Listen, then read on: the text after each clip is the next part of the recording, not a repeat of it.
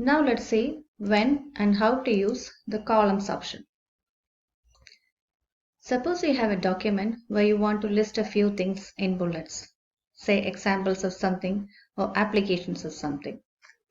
If you list it out as bullets one after the other, it will take up a lot of pages and also a lot of space is wasted.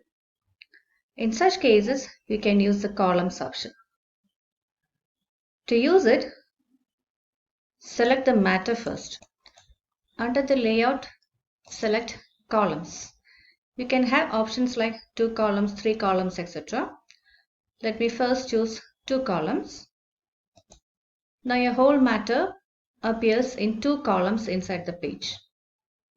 You can also have 3 columns like this, which saves even more space. So now the whole matter can be consolidated in a small space and it looks better this way. The whole document can also be prepared in 2 columns. For that, select the whole matter, choose 2 columns. This will be useful when you send your document to be published in a journal or conference proceedings. Most of the journals publish their articles in 2 columns. The next useful option is line numbers. This is particularly useful if you are sending your document for corrections to your teacher or suggestions from your friends.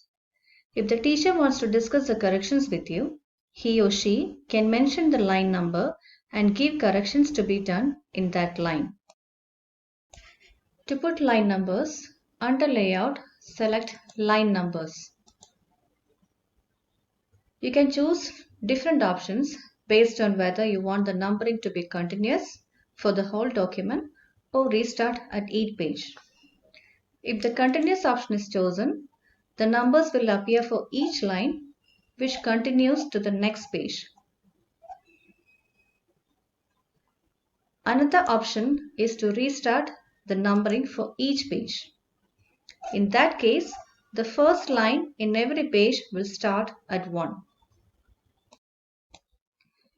To prepare a review report of an article submitted to a journal, the reviewer usually mentions the errors or his suggestions by mentioning the line number.